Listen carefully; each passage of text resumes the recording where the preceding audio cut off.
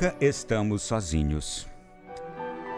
Décadas atrás, um caso ocorrido durante a grande crise econômica mundial nos Estados Unidos, em 1930, cidade de Chicago. Um caso ocorrido ali deixou os moradores da cidade muito intrigados. Era ainda madrugada, quando o Dr. Brown foi despertado pelo seu telefone na madrugada, que não parava de tocar. Ainda sonolento, ele atende e ouve uma voz suplicante. "O senhor é o Dr. Brown?" "Sim, sou eu."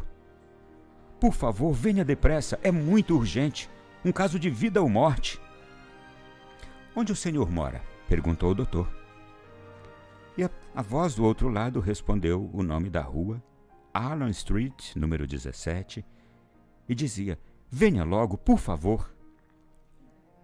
O Dr. Brown se vestiu depressa, pegou sua bolsa de médico e se dirigiu àquela região indicada. Sozinho dirigiu seu carro pelas ruas escuras da cidade. A região para onde ia era distante do centro, num bairro em que nem sequer durante o dia os habitantes se sentiam seguros. A casa ficava num beco, um tanto isolado. Estranhando não ver nenhuma luz acesa, o Dr. Brown bateu à porta e, depois de uma pausa, bateu novamente e de novo, e não ouviu nenhuma resposta. Quando bateu mais uma vez, alguém perguntou com voz grossa: "Quem é?" "Sou o Dr. Brown, recebi uma chamada de emergência." "Ninguém chamou o senhor. É melhor que o senhor desapareça logo daqui." Afastando-se, o Dr. Brown pensou ter anotado o número errado e voltou para casa. Como não chegasse um segundo telefonema em sua casa ao longo do restante daquela noite, os dias passaram e ele esqueceu-se daquele acontecimento. Até que recebeu, algumas semanas mais tarde, uma outra ligação. E desta vez, ela veio durante o dia, era do serviço de emergência do hospital em que trabalhava, e uma enfermeira explicava que um certo John Turner, a ponto de morrer por causa de um acidente grave, queria falar urgentemente com o Dr. Brown.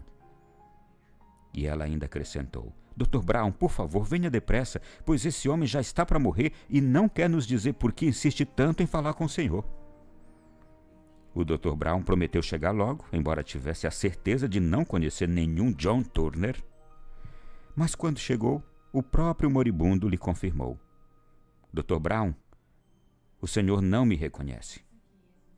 E nem me conhece. Mas eu preciso conversar com o senhor antes de morrer para pedir-lhe perdão. O senhor com certeza se lembra de um telefonema durante a noite, algumas semanas atrás." E o doutor disse: Sim, é verdade, me lembro. Fui eu. Eu estava desempregado. Vendi todas as coisas de valor da minha casa e, mesmo assim, não consegui alimentar a minha família. Não estava conseguindo mais suportar os olhares suplicantes dos meus filhos, que estavam passando fome. No meu desespero, pensei: vou chamar aqui um médico durante a noite? Eu o mato, roubo o seu dinheiro, vendo seus instrumentos, e assim posso arranjar algum dinheiro. Enquanto aquele homem falava, o Dr. Brown ficou paralisado de medo. Mas ainda assim perguntou: "Mas eu fui lá até a sua casa naquela noite. Por que o senhor não me matou?" E o homem respondeu: "Eu pensei que o senhor chegaria sozinho. Mas quando eu o vi, acompanhado daquele jovem grande e forte, eu fiquei com medo. Hoje eu quero lhe pedir perdão. Perdoe-me, por favor." Boquiaberto, pensativo, sem entender ainda, o Dr. Brown lhe disse: É claro que eu lhe perdoo." E naquele mesmo instante, o homem começou a dar sinais de que estava morrendo, e de fato foi o que aconteceu. Mas aquele fato intrigante é que o Dr. Brown ainda não estava entendendo, porque ele sabia que ele tinha ido sozinho naquela noite à casa do homem. Ou pelo menos, era isto que ele pensava.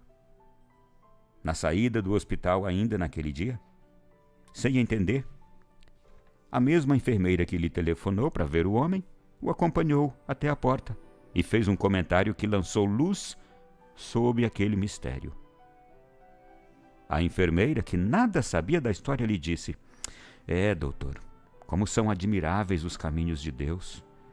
Quantas vezes nossos anjos nos protegem de perigos inevitáveis, sem que nós sequer estejamos conscientes. O Dr. Brown então perguntou àquela enfermeira: por que a senhora está me dizendo isto? Doutor, eu fiquei sabendo que os filhos deste homem que acaba de falecer estiveram a ponto de morrer de fome sozinhos em casa quando foram encontrados por uma senhora. Enfermeira, eu não estou entendendo nada ainda. E a enfermeira disse: sim, uma mulher foi até a casa deles, a pedido de um jovem grande e forte, que lhe pediu o favor de entregar lá um pacote. O pacote que a mulher levou continha comida e o endereço de uma tia daquelas crianças com quem tinham perdido o contato há muitos anos. E nem a tia, nem a senhora, nem as crianças conheciam nenhum jovem grande e forte. Doutor, se não era um anjo, quem mais poderia ser?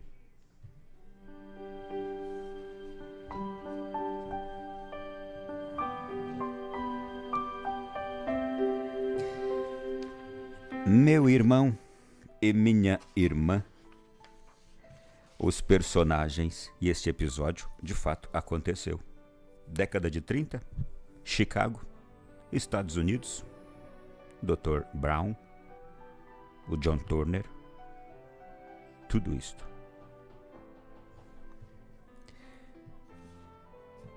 E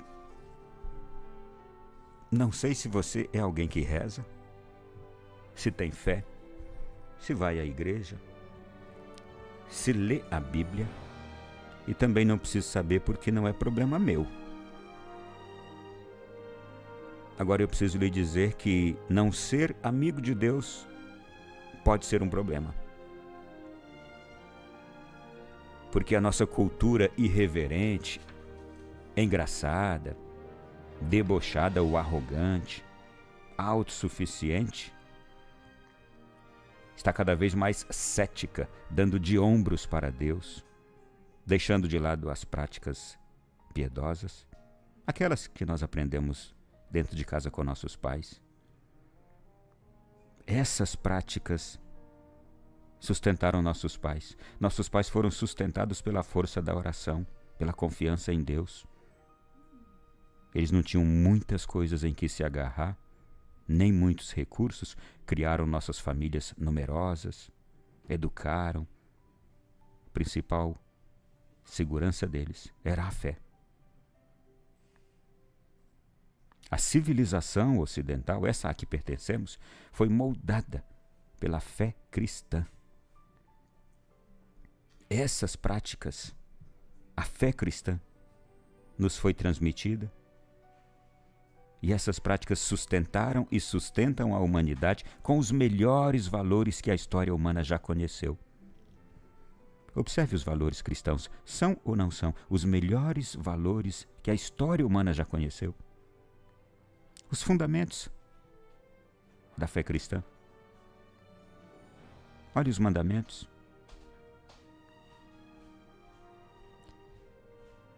Substituir para quê? As nossas práticas, os nossos valores. Para quê? O cristianismo é filho do judaísmo. O judaísmo que nos deu o conhecimento do Deus de Abraão, de Isaac, de Jacó, Deus de Israel, um Deus apaixonado que nunca esqueceu o seu povo. Mudar de Deus? Mudar de pai? Mudar a nossa história por algo pior e sem bons fundamentos? É o que está sendo proposto nessa sociedade de hoje. Mudar de Deus. Mudar de história. Romper com a história. Romper com os valores que aprendemos com os nossos pais dentro de casa. Romper com os valores cristãos. Observe as ofertas que são feitas hoje na sociedade. olhe para quem as faz. Olhe para quem faz essas propostas. Veja quem são essas pessoas. Olhe não somente para a aparência física delas, porque também a aparência física delas já as denuncia. Mas olhe para seus atos, sua coerência ou incoerência. Olhe para certos políticos aí. Você vai ter coragem de votar neles? Você vai ter coragem de romper com aquilo que para nós é a herança das heranças? Por que rejeitar a nossa fé agora, os nossos valores agora?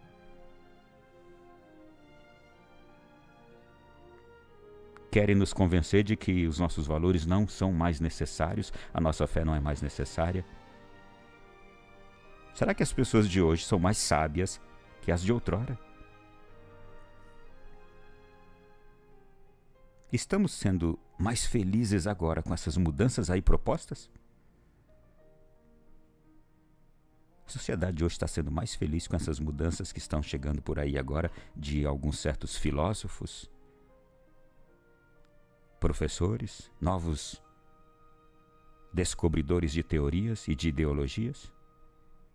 A sociedade está sendo mais feliz hoje com isso aí que está sendo proposto?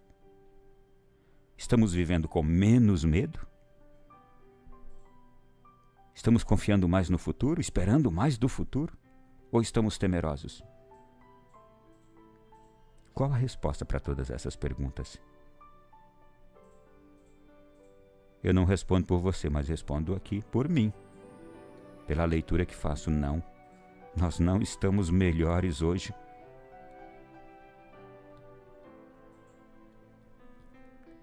Há uma grande diferença no que hoje a gente está vendo ser proposto, apresentado, até como ideias políticas. Nossa cultura está sendo seduzida e iludida a deixar de lado as práticas de fé, piedade, os valores da moral cristã, que nos tornaram melhores por reconhecer que somos filhos de Deus.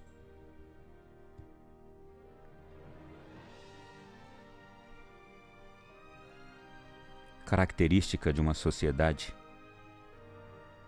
sadia, feliz, é ser obediente, observadora dos mandamentos da lei divina. Ou nós ouvimos, escutamos, seguimos o que nos disseram, nos ensinaram nossos pais, nossos avós, ou assumimos que queremos uma anarquia. Anarquia é total subversão da ordem. A gente não reconhece mais nada como autoridade, nem Deus. A gente não reconhece mais nada como caminho seguro. Só o que a gente quer fazer, então, é o certo. Isso se chama anarquia, uma total subversão da ordem.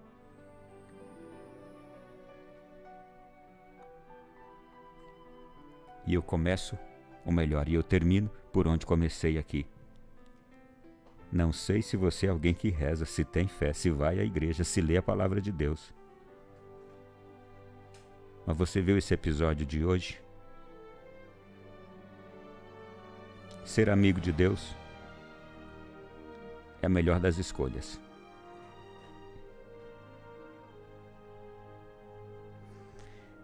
Eu apenas, para concluir esta reflexão de hoje, trago aqui um exemplo ocorrido no século IV desta nossa era cristã, por volta do ano 360. Os cristãos enfrentavam uma terrível perseguição movida pelo imperador Juliano, que foi chamado de o apóstata na época. Não era uma perseguição sanguinária, mas ela apresentava aspectos não menos terríveis. O imperador Juliano ajudava os hereges e aqueles que tinham abandonado a fé, despojava a igreja de seus bens, não permitia aos cristãos se defenderem nos tribunais e proibia que fossem pessoas que pudessem exercer algumas funções, por exemplo, ser professores, mestres nas escolas, entre outras formas de repressão. Ele quis ainda reconstruir o templo de Jerusalém só para contrariar Jesus, que tinha dito que daquele templo não ficaria pedra sobre pedra. Mas aí essa decisão, essa vontade de Juliano fracassou, porque apenas foram colocadas as primeiras pedras do templo de Jerusalém, veio um espantoso terremoto, derrubou tudo. Juliano partiu para uma guerra contra os persas, lá ele foi ferido mortalmente por uma flecha, e ao morrer ele declarou: venceste, Galileu. Ele estava morrendo, na hora da morte. E ele reconheceu o quê? Que ele tinha escolhido como inimigo Jesus. Então ele, ali, tudo que ele tentava fazer, nada andava, nada dava certo. Aí ele já ali na hora da morte, depois de ter sido ferido por aquela flecha, ele então fala meio raivoso: venceste, Galileu, venceste, Galileu. Meu irmão e minha irmã, Jesus sempre vai vencer. Vamos continuar do lado dele. Assim a gente continua do lado do vencedor.